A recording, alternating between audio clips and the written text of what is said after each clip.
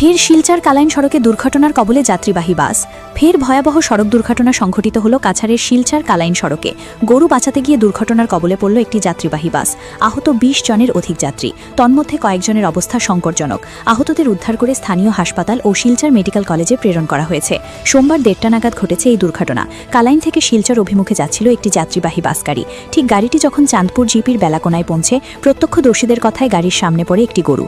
এতে গরুকে বাঁচাতে নিয়ন্ত্রণ হারিয়ে রাস্তার পাশের ঠিতের মাঝে গিয়ে পড়ে বাস গাড়ি। এতে আনুমানিক ২০ জনের কাছাকাছি যাত্রী আহত হয়েছেন, তন্মধ্যে কয়েকজনের অবস্থা আশঙ্কাজনক।